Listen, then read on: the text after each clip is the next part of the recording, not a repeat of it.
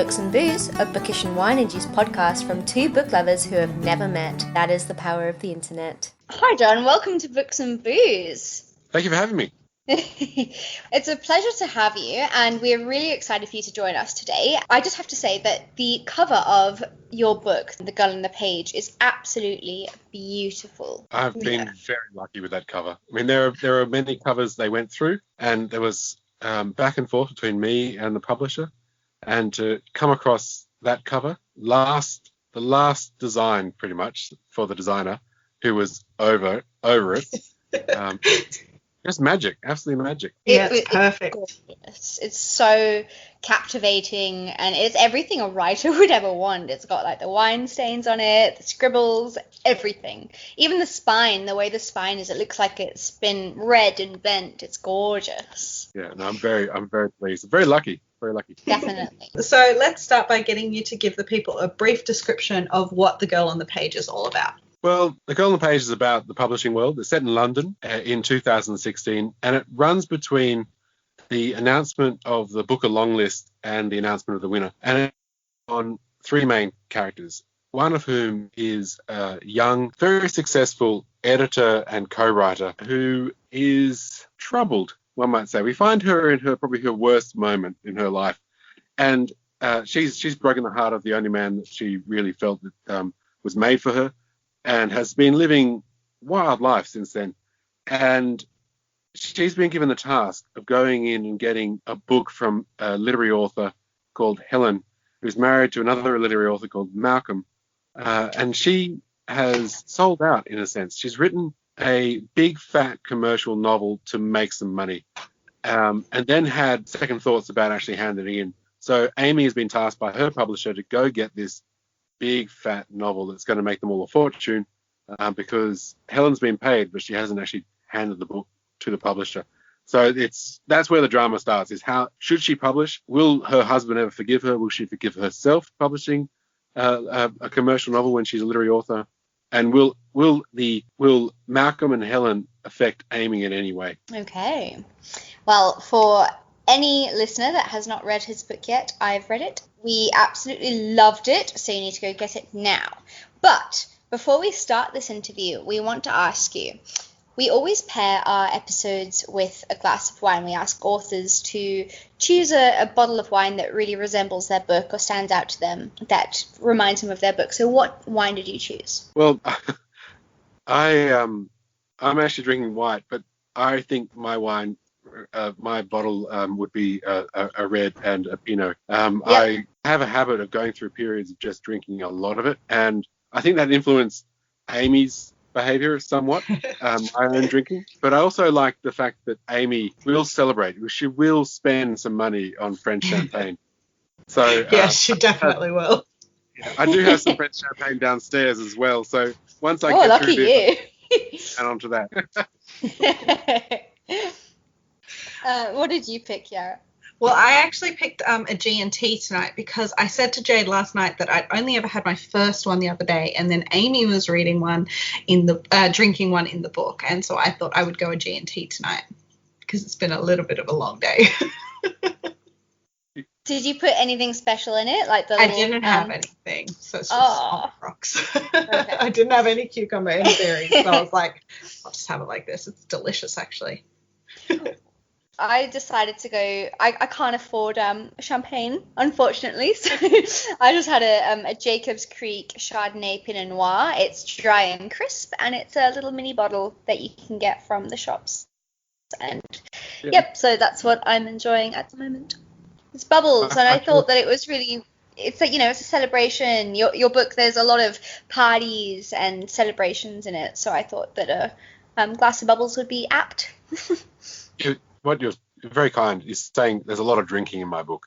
And there is. Definitely. It's the best part. Besides the sex. Oh, whoops.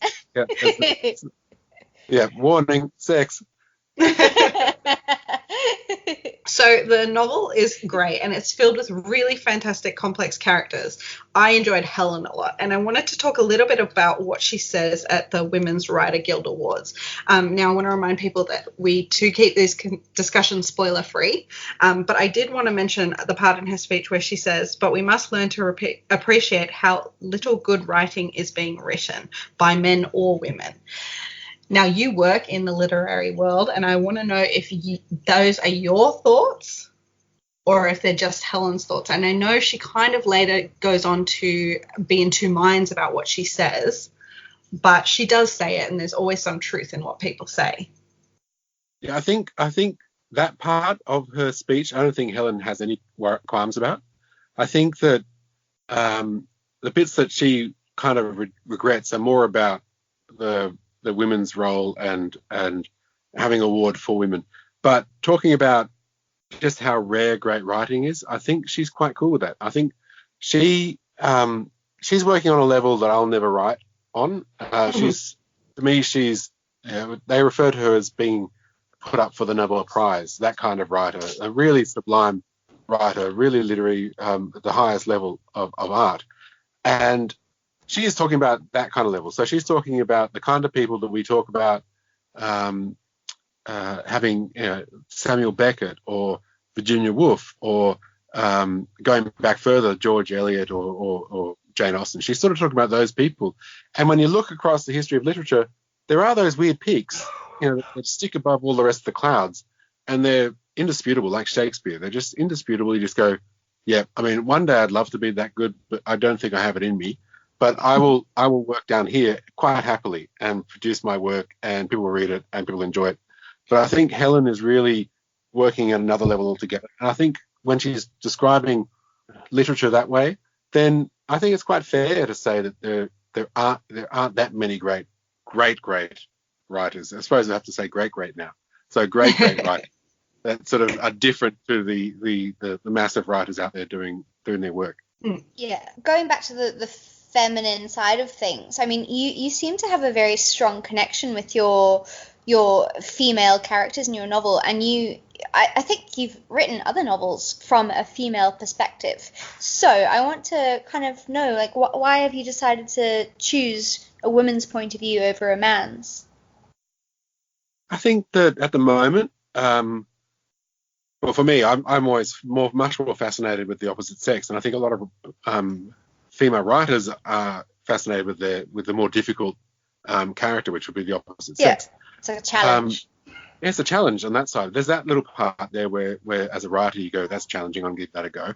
But on the other side, I think there's so many fascinating things going on for women right now, and so many more questions being raised about women and women's life right now that are just fascinating. And I'd love to go in there and explore them and try to work out, even for myself, how these changes are affecting the lives of my characters. And age is another thing I love to throw in there. So the difference between Amy and Helen is 50 years or so, and it's a massive thing. And so Helen is a very liberal, open-minded sort of person. She's a super brain, so she doesn't really trip over the conventionalities of modern day living. But she looks at Amy's life, and there's a scene later on where she sort of gives her a tiny bit of counsel. Like, she doesn't want to intrude. She just says something like, I think some of your behavior is less to do with feminism, more to do with hurt. That kind of message to her. And she feels terrible saying it. Like, she feels an anti-feminist saying it. And I find those kind of things really fascinating. So I find myself drawn to that from writing from a women's perspective more than a man's, because men are boring. They're definitely challenging. I liked that you touched on the part about being anti-feminist, because I know as a modern woman, sometimes you think things or you do say things and you're like, oh, is this the wrong thing to say? Because the fate of so much is in our hands nowadays, I think. And yeah, sometimes you have thoughts and they might seem old-fashioned, but that's the way you want to be in life, and you do feel a bit anti-feminist. Yeah, and there are feminists out there who are constantly saying you can't think that way, you can't be that way. That's sort of undermining all the work we've done. But then again, the work they've done is giving you the freedom to think that way. Exactly right. It's a strange catch-22. Yeah, it's giving you the freedom of the choice, but they're taking that away from you if you choose to do something that they might not like. Exactly. Yeah. So that's why it's so wonderfully complex, and that's why I think there's so much for someone who loves drama, who likes to write about dramatic modern day issues. I always get drawn to it. Do you have any strong females in your life? I know you're married and you've got children, so I want to know, because your characters of the females are so strong, what strong female relationships do you have in your personal life? My wife is a very strong woman. Woo! She's an artist, no? Yes, artist, but she's a vet nurse as well, so she's done a whole range of things. And but she's a very strong personality, and she's been through a lot, and she's been able to conquer a ton. My mother has been a very strong influence on my life. She was very much a 70s feminist. She struck out in different directions in her career, but she raised two very strong daughters, my elder sisters, who would never have let me be a chauvinist pig. They would have beaten the crap out of me. So they're very opinionated. They're very strong women, very different, so different to each other in the way in which they've gone on and done their lives. But my mother was able, and my father was able to impart and give them the encouragement to, and also the society had changed, to give them an encouragement to be those strong people. Plus, I've always been far more attracted to people that, as friends and girlfriends over my life, who are completely and utterly independent and terrify the crap out of me. I'm much more attracted to those people that will surprise and delight and frighten than someone who's just going to be, I don't know, a quiet doormat sort of person. I'm much more drawn to trouble than I am to ease. Which is why you like the challenge. Yeah. So going on, I wanted to ask you about the genre of your novel. I mean, so I think it's been marketed as a thriller, but when I read it, I thought that it kind of all rolled into one. It was a little bit of drama, romance, erotica, thriller. If you could describe The Gun on the Page or if you could categorize it into one genre, what would it be? So difficult. And this is the thing. I mean, I'm a bookseller. I love to put things in their proper place. That's why I was trying so hard and I couldn't do it. You can't pigeonhole it. Yeah, and one of the things that Malcolm talks about right at the end of the book is that genre is a kind of a fiction. It's a made-up thing, and it's made up by booksellers. We like to put things in the right place and make it easier for customers to have a sort of a sure bet. As I'm going to the horror section, I'm going to get horror. But if you just had fiction as your section, which would be a big section in most shops if you had all the fiction in one spot, it would just be about quality then and about interest rather than breaking it up into smaller and smaller bits. It's very convenient for booksellers to do that, but readers are far more flexible in their reading than booksellers make them out to be. And I think my book is definitely, I definitely park it on the commercial end of things because I've written it that way. I wanted to write a commercial book about literature. I wanted to drag people in who would not normally discuss this stuff and make it very fun to read, go right through at 100 million miles an hour, but all the subject to be about books that require a bit more effort. I think that's the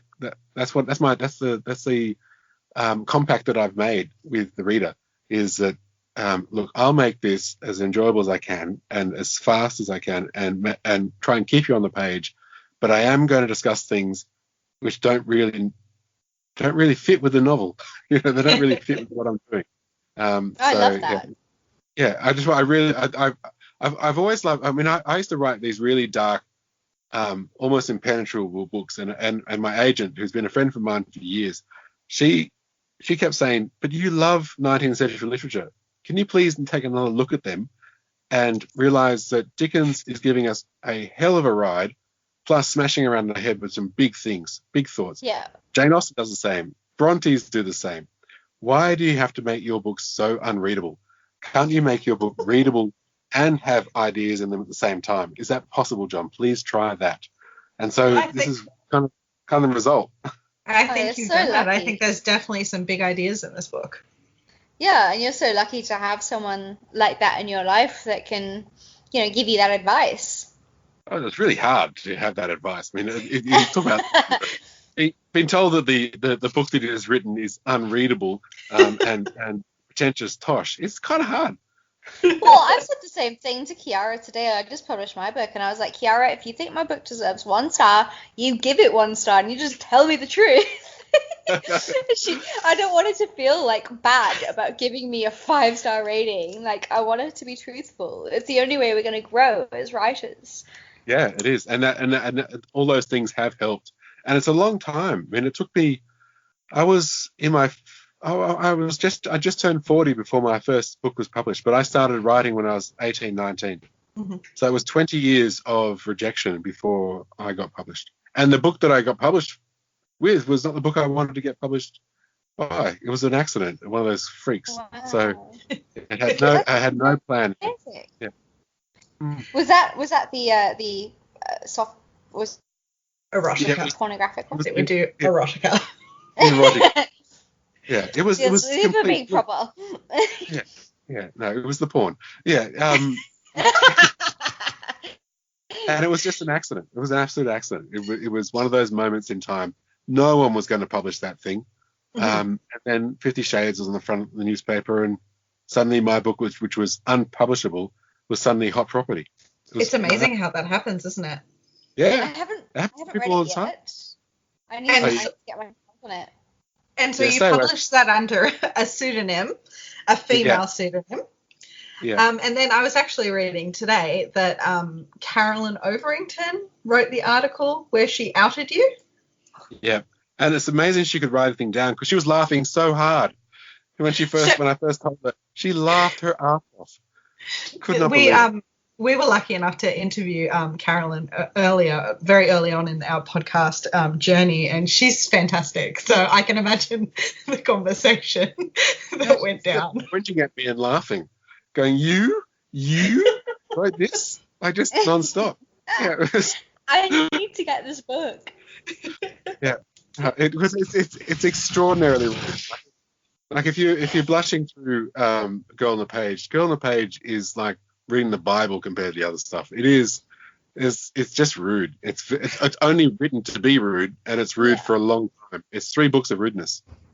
I was listening to The Girl on the Page on Audible at work, and I was just thinking, oh my god, if my earplugs were to like pop out of my phone and things were to start like, because I listen to it on a very high volume, if it was to start like screaming across my office, people would think I was absolutely like sex obsessed. But they're very short passages. I mean, compared to exactly. In Secret Lives of Emma, when you're sitting at work and you're like, but there's in Secret Lives of Emma there's a 100-page sex scene. 100 pages. 100 pages. 100 pages. Yeah. So my little tiny. I forgot there was sex in Girl on the Page. It was such a small bit, and then people keep referring to it. I'm going, what? That little tiny. Nah. Like, that's nothing. That's child's play. And you were just like nodding, laughing. At this stage, I had no idea about your other book, but Chiara actually told me about it this morning. Yeah, I was doing a little bit of research. I was trying to do my due diligence. Okay. That past life. So going back to Girl on the Page then, where did inspiration from Helen and Malcolm come from? Because they are fantastic characters, and I think maybe perhaps they are a kind of an amalgamation of people that might have frequented your secondhand bookshops. Definitely. Yeah.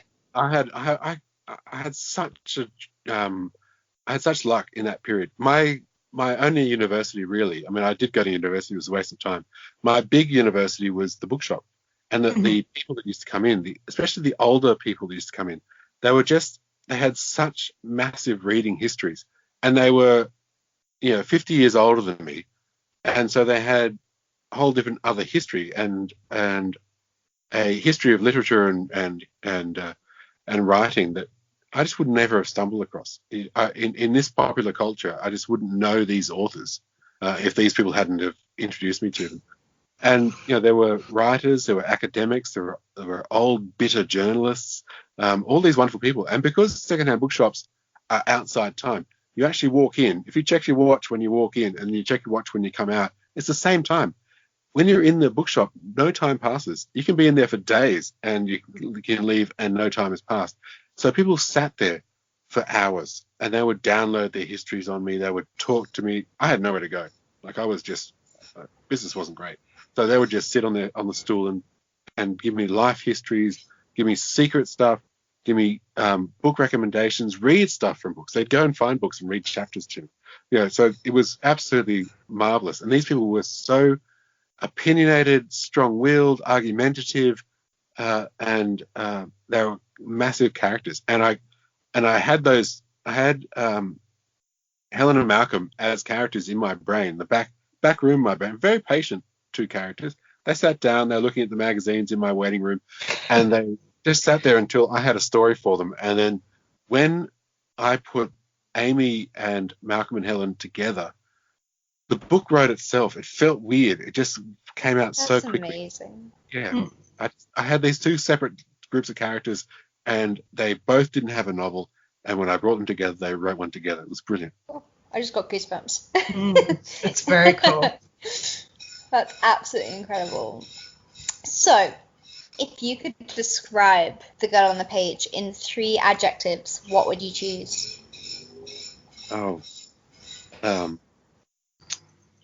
Bold would be one. I mean, there's a certain boldness, both a different kind of boldness for Malcolm and Helen and for Amy, but certainly they're all pretty bold. Darkness would be there too. Especially nearing the ending. That ending gutted me. Not doing spoilers, but my word. Mm-hmm. I've had people hit me. They come into me. There's people at work have read it and they'll read it overnight and they'll come to me and just hit me because they're so upset with me.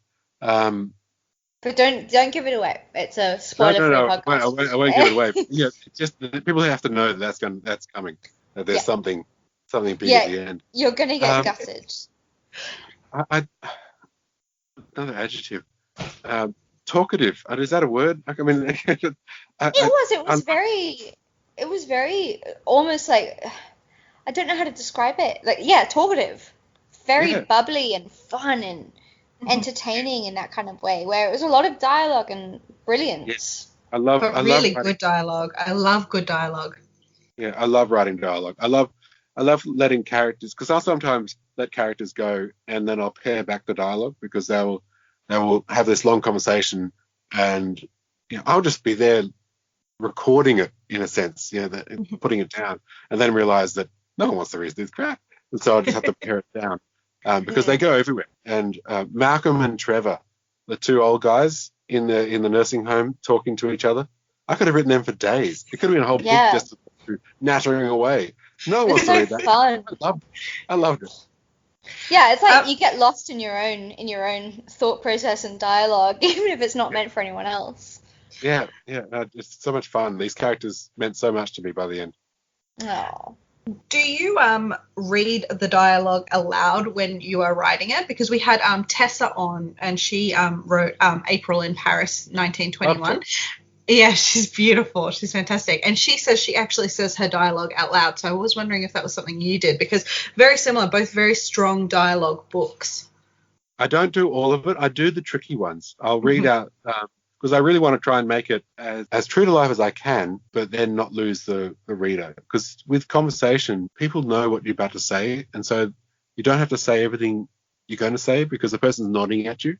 Yeah. And so I want to get as close to that as possible, but also then not lose the meaning for the reader. So when I read it out, I get a much better sense of how natural it sounds, for one, but also whether I'm conveying what I need to convey. Because the more you pare it down to try and capture that realism, the more chance you have of actually losing the importance of the conversation and the meaning of that conversation in your art. So reading it out is pretty much the only way I can do it. Yeah. Those ones, not always, but just on the ones that I really need to get as close as I can, especially if people are very emotional, to really try and get a sense of what they're saying, because you're not always able to say exactly what you want to say. Yeah. And but on the other hand, you need to say enough for the reader to be following. Okay, and then in another article I read of yours today, you commented about current reading habits, and you said that people rarely read a book by a dead person, which I think is very telling of today's reading habits. And it's so true, because there are so many brilliant contemporary books being published. But why do you think this is the case? I think that it's more difficult to come across them. So bookshops, there's so much being published. There's so much booksellers and publishers are getting so good at their game. So the marketing and the publishing and book selling around the new product, it's very difficult to go past that first 10 feet in a bookshop where they really are putting a lot of pressure on you to buy the latest stuff. And the covers are so gorgeous and everything's working, right? So there's that kind of pressure. But I think also the internet has divided us and sent us off into little tiny groups all over the place. And so there isn't the same kind of cohesive cultural snakes and ladders, I suppose, happening where you can see the connections between things. So Secondhand book world is a very strange world, because you're always connected to this book. This author read this, and this author read that, and there's sort of a pathway backwards where you can follow them. While the new bookshops don't do that. They haven't got that. They haven't got all those older ones there, and so it is difficult to sort of follow someone back. I think there's that sense that history is kind of redundant, that we have.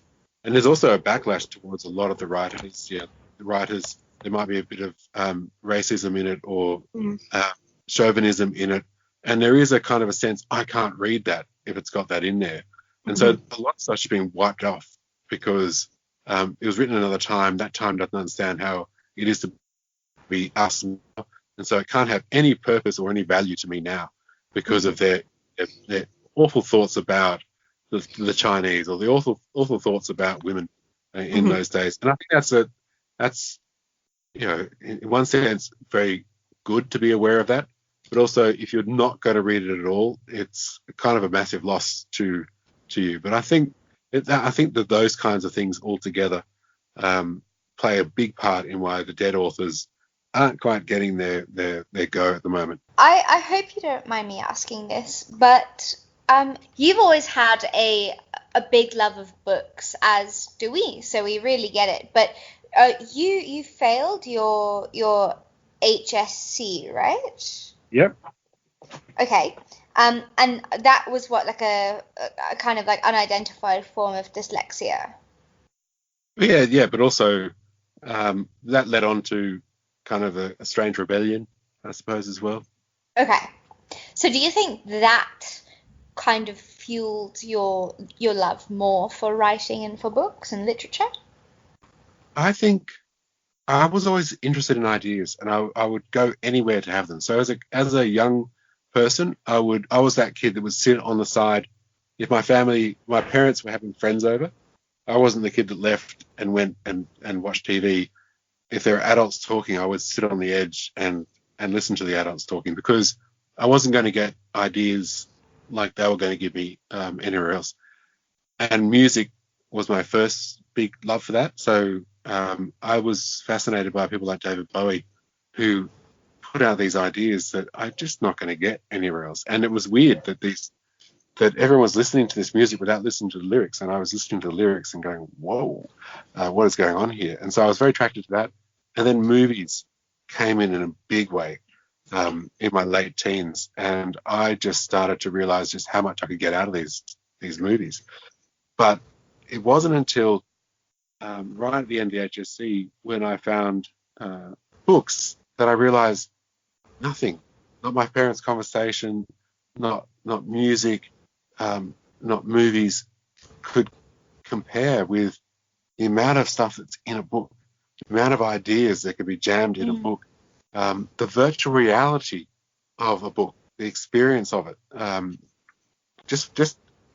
It knocked me around. So my first experience with books is like walking into a ring, getting beaten, and having to retire and leave the ring, having to throw my towel in and leave it, but always wanting to go back. It was just so exciting back in there. And so I would approach these books with these big ideas that I was just too dumb to know, too lack of knowledge to even appreciate. And I would just keep returning to the ring to see if I could have another go. And it was so much fun, and it was so hard, and it was so worthwhile that I kept returning. So it was a kind of a slow process to me becoming a reader, because I would read like little bunches and go, yes, and I read 3 or 4 books by one author, get to the end of it and go, well, I'm done with reading now. That was great.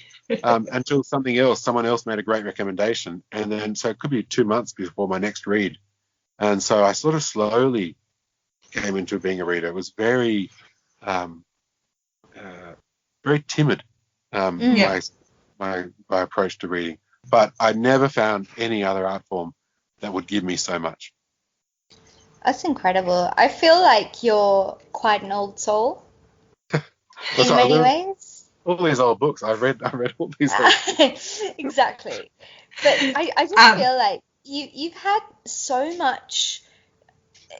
You're just such an old soul in a way where, like I would never be the child that would go and decide to sit with her parents while they had a conversation. I was always trying to like scamper off and do something else.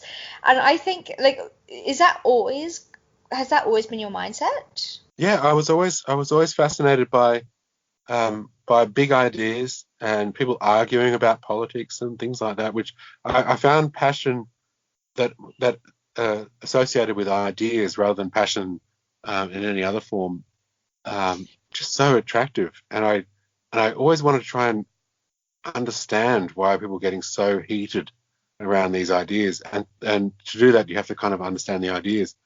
To the point where I became one of these shouty old adults. I get passionate about ideas. I want people to think more, to examine their lives, to break down stuff, to challenge me. I loved the shop where people would come in and say, 2 weeks ago you said this to me, and I would go, did I? And then we sit there and we'd argue for another 2 hours about whatever subject. I love that. And that was an absolutely wonderful experience.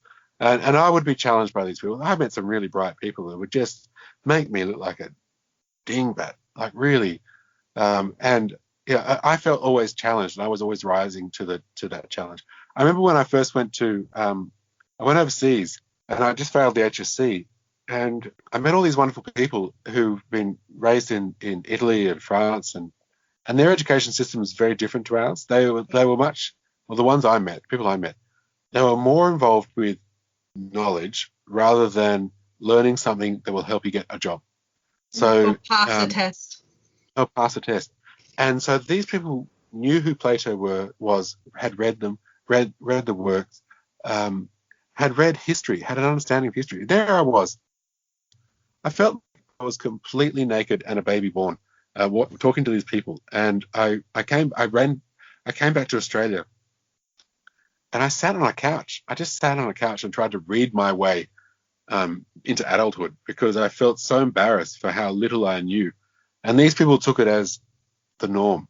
Like, I remember seeing a couple of factory workers from the south of Italy having this discussion about this book on philosophy that I had only just read, and I could hear them talking about it. My Italian was really crap, but I could hear them mentioning the names, and I leant forward and said, are they talking about such and such? And they're like, yeah, of course they are. It's the book of the moment.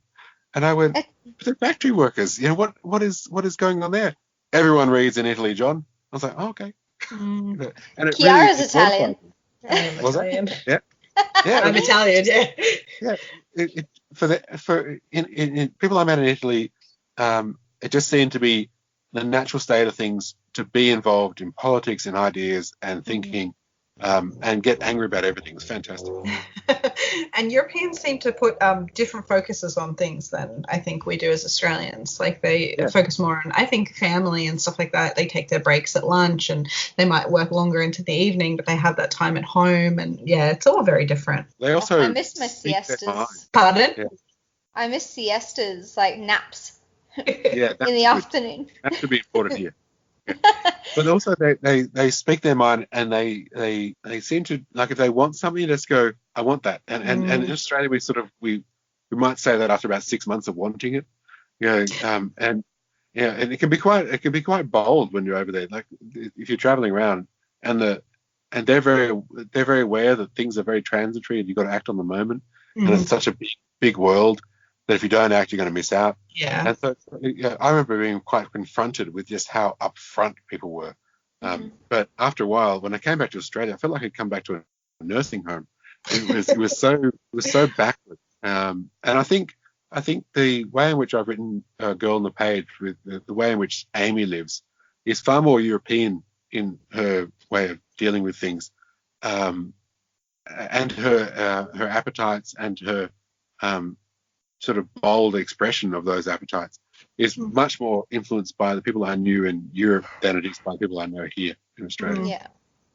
I think perhaps that's in my blood because I'm very good at telling people what I want and asking for it. So maybe it comes from my Italian heritage. Yeah. So I wanted to find out. So did you just work in a secondhand bookstore, or did you actually own it? I worked for someone for about 5 years, and then I left, and I thought I was going to go on the dole. I thought I was going to become a waiter, and I was moping around saying I'm not good at anything. And then my parents went, "You're an idiot. You just did 5 years apprenticeship as a secondhand book dealer. How about owning your own shop?" I went, "Oh, good idea." So I did. It doesn't cost much to start a secondhand bookshop. You put a sign. Serious? Yeah, because the books come to you. And so Please tell my partner this. It's my dream. Yeah. So I had to have about a $2,000 deposit on the shop for my first period, and then I just put a sign in the window, and in the local paper, I buy books, and people came and sold books to me, and so I put them straight into the window, and people started to buy the books, and so I ended up having people buying the books and people selling the books, and I didn't have to do anything. It just grew, and suddenly I had so many books in the shop that I had to be much more choosy about what I bought, and I had a little business. It was really that simple. It was crazy simple. If only it was that simple for everyone. Well, so considering that you had a very successful secondhand bookstore and you've published a book or two, or maybe 3? How many books have you published? 4? This is my book. Unless there's some more sneaky pseudonyms around there somewhere. Yeah, that's why I'm confused. So Secret Lives of Emma was a trilogy. It was meant to be one book, and then because it was successful, they wanted another book, and then they wanted another book. So within 6 months, I'd written 3 books. Bang, bang, bang. This is the very sexy one, right? With 100 pages of sex scenes. Because the whole world, or at least all the female members of the reading world, decided that they were going to be porn masters for about 6 months, and then they said no more, and then it all stopped. Too much.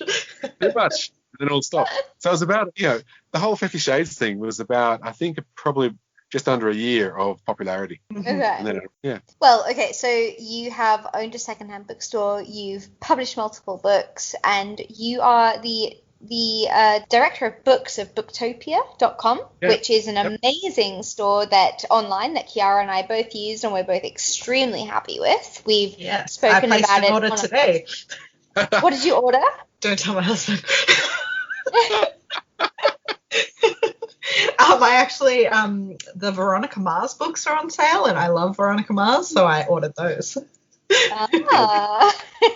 Mitch, don't listen to this. Back to my question.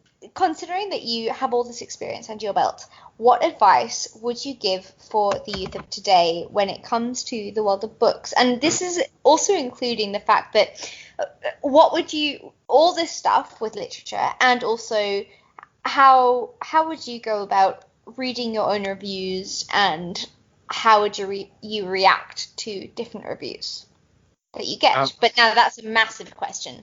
Yeah, because I had the the great opportunity of publishing under someone else's name in the first 3 books, and because I wasn't as attached, to those books as I am to this one, I had the opportunity of reading really terrible reviews, because they friggin' hate those books. The reviewers of The Secret Lives of Emma by Natasha Walker were not ready for it. The publisher sold it as, it's just like 50 Shades. It was nothing like 50 Shades. 50 Shades had an 18-year-old virgin and a billionaire. Mine was a 30-year-old married woman who was banging around and breaking the rules. She was of her own mind. She a lot of the romance readers won't read anything with infidelity in it, and the whole thing was infidelity. Like the whole storyline was. So they hated it, and so I had good reviews that were just terrible. Like they just wanted to rip me to pieces. And then it got published in Poland, of all places, a Catholic country. And the Polish reviews are more like little pamphlets or close to little novellas of hate for my book. So I had lots of really. The weird thing was they read Volume 1, Volume 2, and Volume 3. Like if you really hate someone, you don't buy Volume 2 and Volume 3. But they went to the trouble of buying those, and then writing bad reviews. So I've had a lot of experience with bad reviews. So nothing's going to be worse than those. And so I was quite happy to have a look at the ones that are going on now for this book. And, there are people who don't like it, fine. But then there's very few people who are actually going out there going, this is the worst book I've ever read. They just either have a problem with the way I've brought literature and commercial writing together, and they want either one or the other. They don't want the boring literary talk, or they don't want the crass sexuality and the speed of the book. There's those people, but most people are being quite good. I'm quite happy about that side of it. So what would you do? And I'm just speaking because this just happened to me. I was a victim of some bullying recently, and a whole bunch of people that have definitely never read my book gave it 1-star reviews. Yeah. Because I'm part of the literature world, and obviously they just decided to pick on me a little bit. If you just received a bunch of 1-star reviews, like a whole heap, and didn't get even any feedback on it, what would your reaction be? Would you just leave it, bite the bullet, or? Because I have a problem with muzzling myself. You have to bite the bullet. I mean, there's been some horrendous occasions in the last 2 years where authors have tried to fight back, and it has just been disastrous for the author. Authors can't win in this situation. So you just pull back. The thing is that a tiny, tiny proportion of people are reviewing. Now, there's a vast number of people who are reading the damn thing and have not got the time or inclination to go and review it. Exactly, so there's lots of people doing that, and we never hear from them. And it's really dispiriting for an author to never get to see those people who are out there reading the book. And there's also those people who borrow the book of someone else, which is even further removed from you, the writer. Yeah, because they haven't paid for it. They haven't paid for it, but also they don't know where it came from, so they don't really know where to leave a review, or they're probably not going to get prompted to do that. So my best advice on that is just stay the hell away from it, and let the book do what it does. Those people get bored and wander off. The book is going to be still out there and for years to come, and people stumble across books. It's amazing that people stumble. I mean, I just picked up this book off my shelf when I was waiting for this call, and it's been on there for 10 years. It's been published for 30-something years, this book, and it's been in print probably for almost 100 years. I'm just getting into it now, right? And so poor old writer's dead. I'm finally getting to this. It's new to me. I'm going to enjoy it, right? I've already started to enjoy it, and that's the wonderful thing, is that these books, they last a really long time, and you never know who's going to pick up, when they're going to pick up, what mood they're in, what the book will mean to them. It's a whole nother thing. And this world, this social media world and Goodreads world and Amazon reviews and all these sort of things, this world feels like it's a really close area and small, because that aspect of it, it's harsh, and that aspect is really small. But your book goes into a much, much bigger world. and Yeah. we unfortunately we can't attach little cameras to each book so we get instant recognition of what's going on. And I think when you're an author, you sometimes just have to let it go. Just go. It's out. It's doing its thing. Once you're published and you're out there, whether it be a book or even if it's like a restaurant, or no matter what you're doing in life, like you're subjecting yourself to something, and you just need to realize that people are going to probably have something to say about what you're doing. And I didn't realize that at first, and now I'm glad that you have reiterated it for me, John. Because I have a really big problem with like literally muzzling myself. I'm a Manchester-born person, so I'm a Manc. Yeah, no, it's definitely difficult to do, but you, especially as a writer, where you can just dash off a really great, paragraph that just knocks them flat. But it's so much better on social media and on Goodreads and like, it's so much safer to just stay the hell away from that stuff. Yeah. And you also need to just remember that don't give those type of people the satisfaction of biting back, because they feed off of that. So always go back to the people that support you and support your book, because I think even sometimes when people see you going back to the people that are negative about it but not going back to the people that are positive about it, they get hurt because they're like, well, I said nice stuff, why isn't she talking to me? Yeah, and the other thing is you might be one of those people in a few years. You might pick up your book that you wrote 10 years ago, go, what the hell was I thinking? I've done that. Yeah, I wrote a book years ago and I was like, oh my God, this is terrible. Critics. Yeah, the worst critics in the world. Yeah, even 15 minutes after finishing something, everyone's going, yes, we're publishing it. We've got it. You start reading and going, what was I thinking? Putting that out.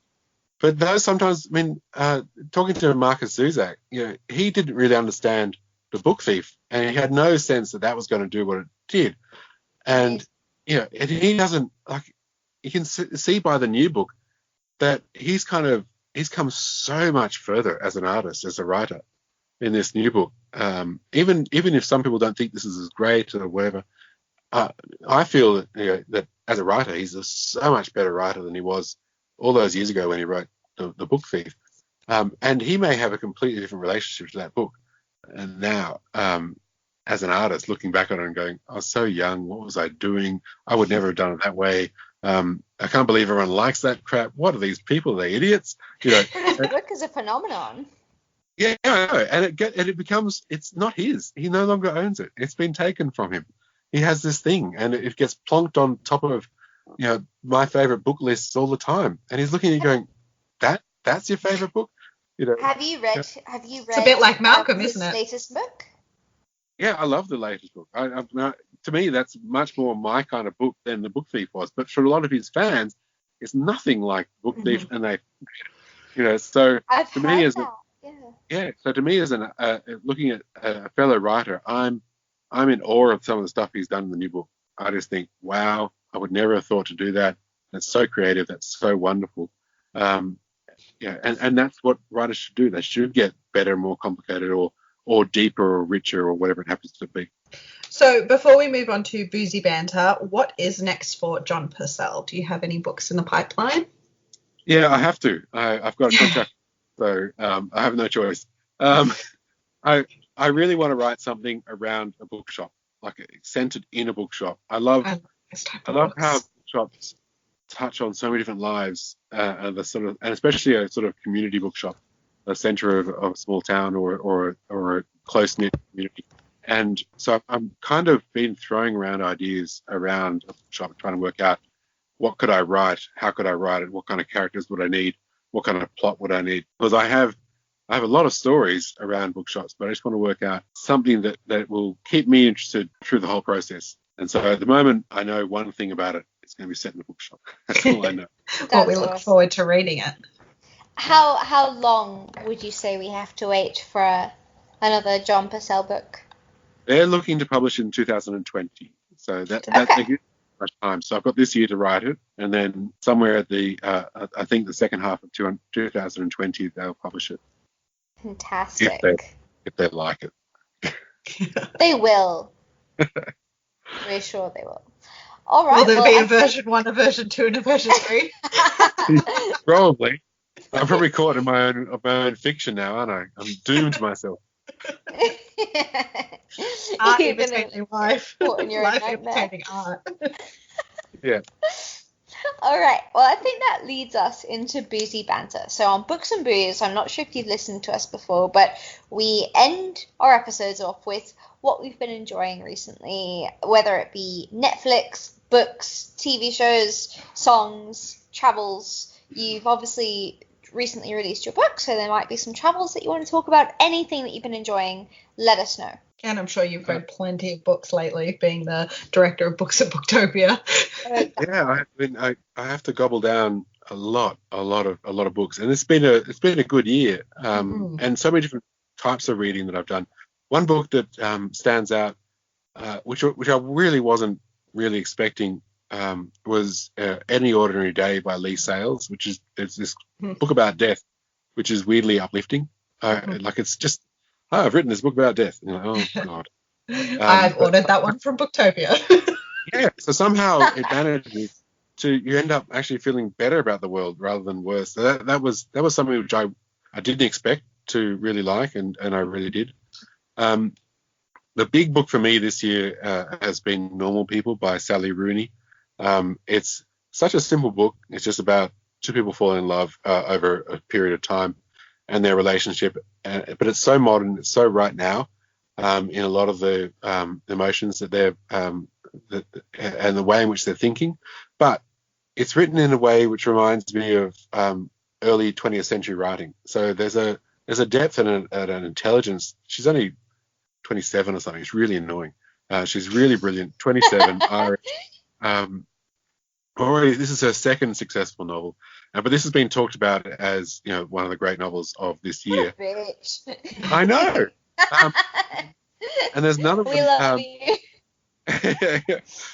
Beautiful Revolutionaries, completely different. It's the story of a cult sect in the 70s who drank the Kool-Aid. Where the saying "I drink the Kool-Aid" came from was this cult, and they all suicided. Like 900 people suicided. But it's I hate cults. I have no interest in that sort of thing. I have no interest in true crime, all that sort of stuff.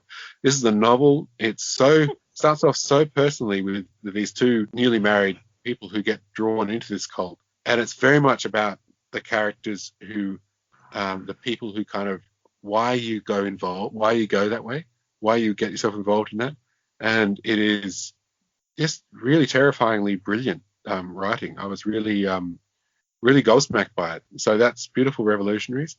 But on TV, I don't know if you saw any of Marcella, the crime Yeah, I series. love it. Yep. Yeah. I love her character. I think that character is so great. Yeah, she is and great. There's been a few really strong female leads on Netflix series over the last little while, and I really like it. The Fall is another one which has a really strong female lead. So I kind of been attracted to those kind of stories as well on TV because of my interest in it. But I think there's a whole generation of storytellers who are now coming to the fore who are able to write complex, difficult, original, individual women rather than any stereotypes, who are really sort of breaking down all the barriers. I think it's great. Yeah. What have you been reading? Well, I have been having a lot of problems with my reading lately. I am trying. Maybe you can help me, John, because have you read Rebecca by Daphne du Maurier? I haven't. I've had it on my shelf for so many years, but I never actually picked it up. See, so I've been told that I need to read the physical copy because I'm busy trying to listen to it on Audible, and it's probably the 16th time today that I tried to start it and I couldn't. So I'm getting really irritated with myself that I just cannot get into it, because normally it's really easy for me to get into audiobooks. I just can't get into anything at the moment, so I'm really struggling. That's the worst thing ever. But just being that place where you just can't get into something at all, and every book just doesn't do it for you. For readers, it's a living hell. I know. Yeah. I'm struggling at the moment. No matter what I do, I just cannot get my attention into it at the moment because I don't have enough time to actually read a physical book to pull back on, and I just can't find one that is gripping me. But I'm going to start. I'm going to try Helter Skelter, and also. Oh, Helter Skelter is good. Have Helter you read Skelter is it? the first. Yeah, that's the first true crime book I ever read. Oh. I'm probably far too young to read it. In hindsight, I think I was 11. And thinking back, I'm like, why did my mum tell me I should read that at 11? That's weird. That's messed up. There's a new movie coming out. Yeah, really excited. It's got Leo and Brad Pitt, I think, and it's a Tarantino film, so it should be interesting. Yeah. It's coming out, I think, the 20th anniversary of the murders. The only book I've got that I'm actually slightly interested in at the moment is The Fact of a Body by Alexandria Mazzarino-Lesnivia. That's a name. Yeah. But I started it, and it actually sounded pretty good. But yeah, I just need to stop Chuck Palahniuk. He wrote Fight Club. So I thought that it would be really good, but unfortunately Haunted's just not doing it for me. So I'm trying to get into those two. And you don't like true crime stuff though, John? I'm not really a massive true crime person, no. But have you done Jane Harper's latest one? No, I've got it. The Lost Man. Yeah, that's the one that everyone just can't stop reading. Oh, I need to read it. Does it carry on from the others? Because I haven't read Force of Nature either. No, it's all by itself. Okay. Yeah, it's all by itself. And people are saying it's the best one she's done. So. Oh, because we love The Dry. Yeah. Yeah. So this is very different, but it's brilliant. So. Okay. Definitely give it a go. Fantastic. I just got it, so I do need to pick that one up. It's gorgeous. I love the cover, and yeah, like we said, we loved The Dry, and our hope is to one day get Jane Harper onto the podcast. So I started reading The Geography of Friendship by Sally Piper. Which was one that I loved the cover of, and I loved the idea of it exploring female friendships. And it's basically these women kind of recreate this hike that they went on when they were in high school, I believe. So I just started it last night, and I'm really enjoying the writing style. She's a really good writer. I saw it on someone's Insta story, I think, and I put it on my list, and then I saw it at the library, so I borrowed it. And so far it's really good.